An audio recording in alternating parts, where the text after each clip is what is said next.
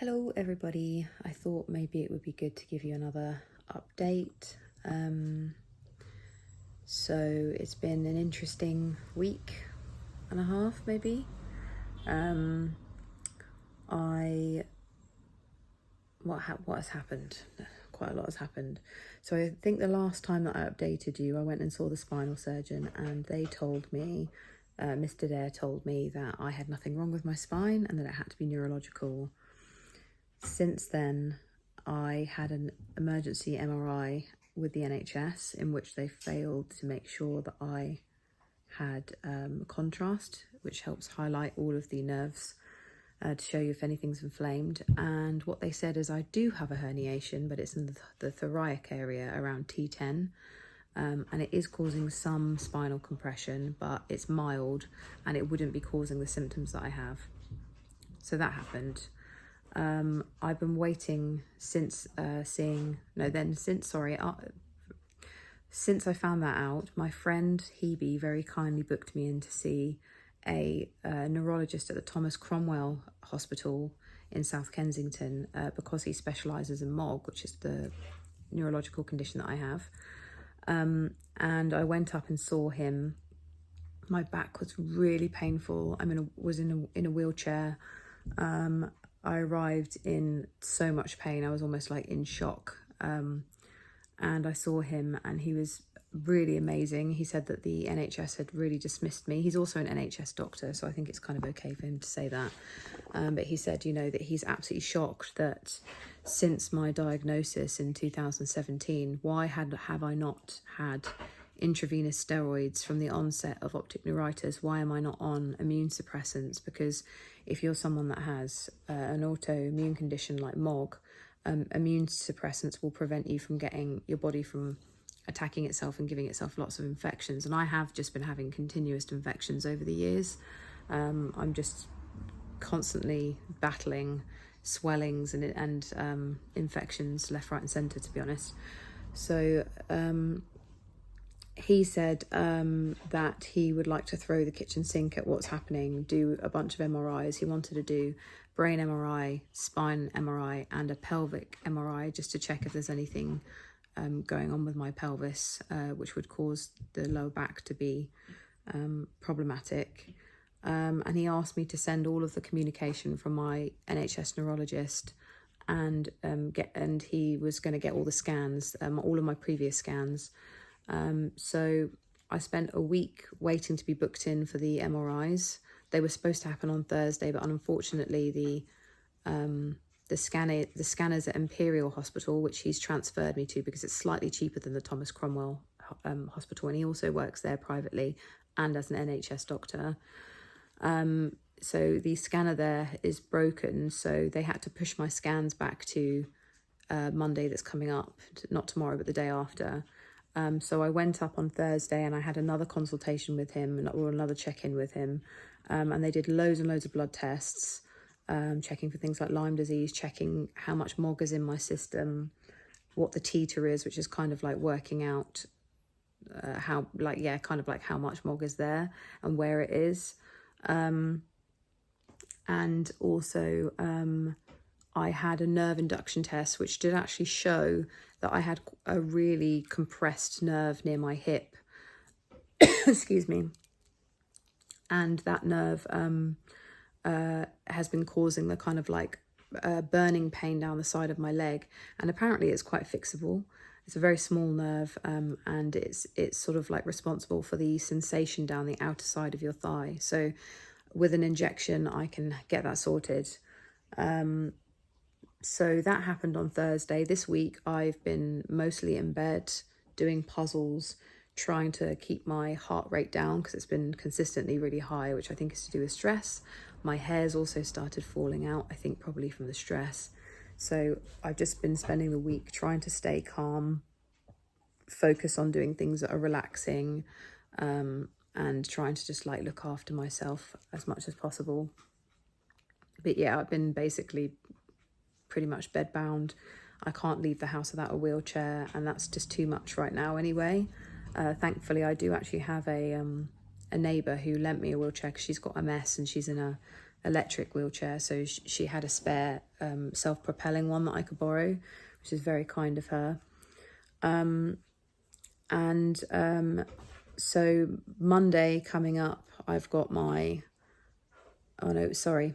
So I saw Dr. Kushan again on Thursday, and at the beginning of our appointment, he said, I've had a look at your previous brain scans, and I'm quite shocked to see that your neurologist has been telling you that you have a cystic area in your thalamus.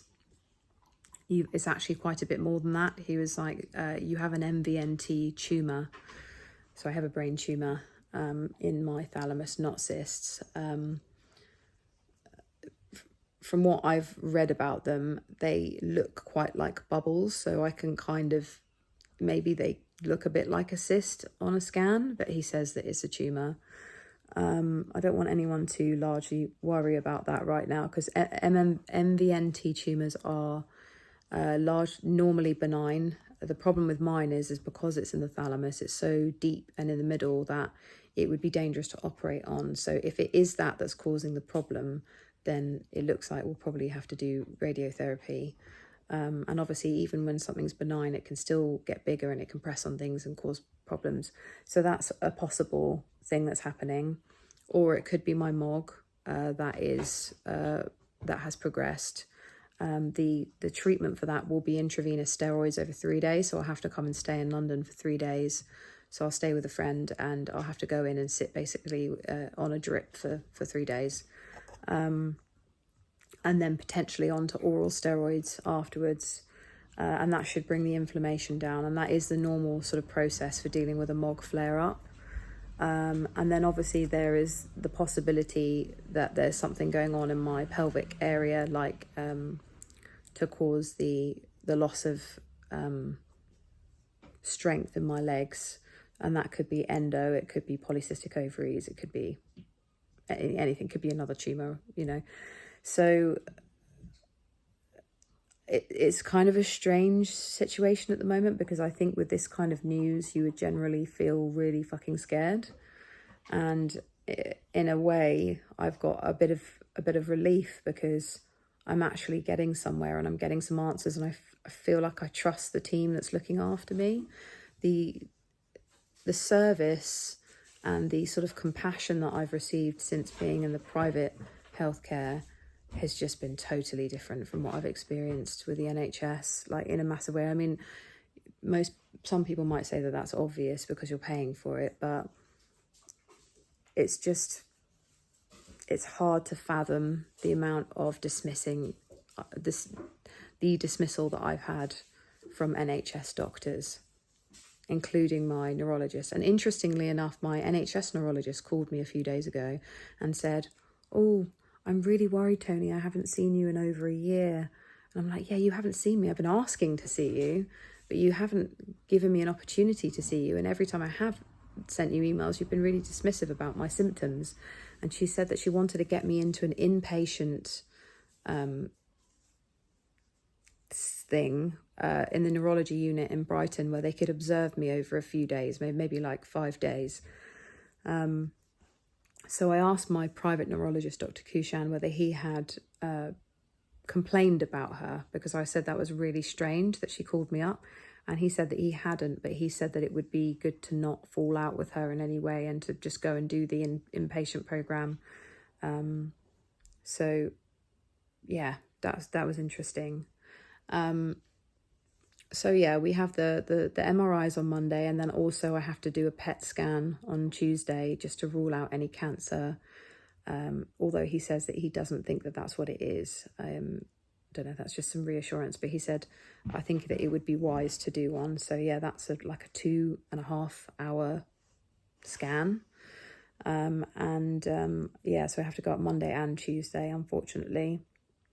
And he wants to look for sarcoidosis as well, which is a bit like fibromyalgia in that it causes inflammation all over the body randomly.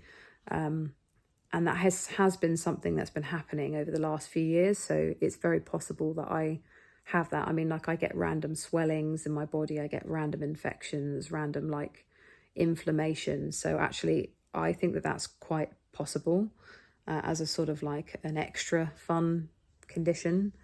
But yeah, I think I've been thinking a lot about the fact that if I hadn't had the help from all of you, that I would still be stuck in this system that is just telling me that it's psychosomatic, you know, that it's that I'm anxious or I'm burnt out, or, you know, the amount of people that tell me that I'm burnt out and I need a break. And actually, I've been feeling a lot of anger this week at how dismissed I've been, and the medical gaslighting that I've gone through.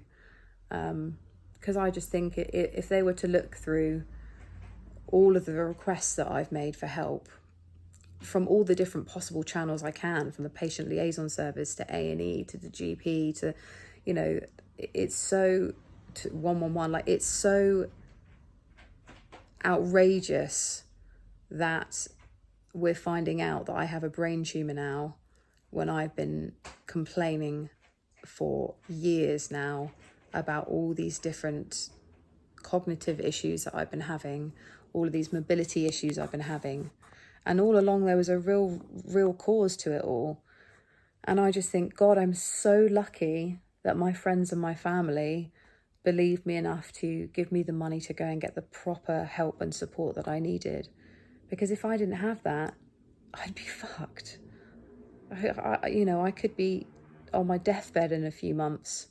So and it's making me think a lot about all of the chronically ill friends that I have that are still stuck in the NHS system, awaiting a diagnosis, awaiting proper support, proper treatment. And it makes me angry. It makes me angry that it takes people with endo an average of 9 years to get diagnosed. And then they've got to wait for stuff like hysterectomies and, you know, and what we're talking about with me isn't endo. We're talking about something really serious. We're talking about potentially brain cancer. And I know everyone says once you've got the diagnosis, things move quickly, but the actual process of getting to a diagnosis, it is torturous. I feel like I've been being tortured for years, honestly. The emotional health struggle has been so bad. Really, really, really bad. But I'm getting help now, and that's what's important. And I'm just so, so grateful to everyone. The unfortunate thing is that the testing is probably going to wipe out all of this fundraising.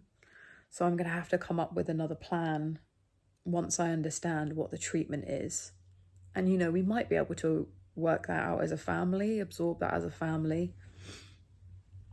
Tom is very much saying I need to get out and work and make as much money as possible because of what's to come, what could be to come, sorry. But I mean, you know, the nerve induction test on its own was £600. The neurology appointment on its own was £300, and I've had 2 now. These scans are going to be something like, I don't know if they're like 1,300 each. So the testing costs a lot of money. And then hopefully, you know, I will have some kind of like,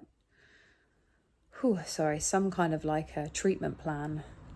But, you know, one of the positives is that Dr. Kushan is also an NHS doctor, and he said long term we could move you over to NHS. But he said it wouldn't be wise to do that right now because you'll have to wait 18 months. And I just don't have that right now. I don't think that I could. I mean, I certainly wouldn't be able to go back to work if I had to wait 18 months for treatment. I've been signed off work for the last 2 weeks. Tom and I have had to cancel a holiday. I mean, I've had to cancel, you know, a couple of holidays this year already. But I need to work. I need to work so that I can continue getting the help that I need. I honestly don't ever want to go back to the NHS. I really don't. I don't think that the systems work anymore. But we'll have to see how this goes, and I'll keep you all updated. I'll do another update, hopefully Wednesday or Thursday this coming week, because the scans are on Monday, Tuesday, and I should get the results on Wednesday. If they're really bad, then you might not hear from me until Thursday or Friday, but I will do another update when I have more information. And I just want to say thank you so much. Honestly, from the bottom of my heart, I don't know how I would be getting through this if I didn't have the money to get the proper medical support that I need. So just thank you to you all, and I'll be in touch with more info as soon as I can.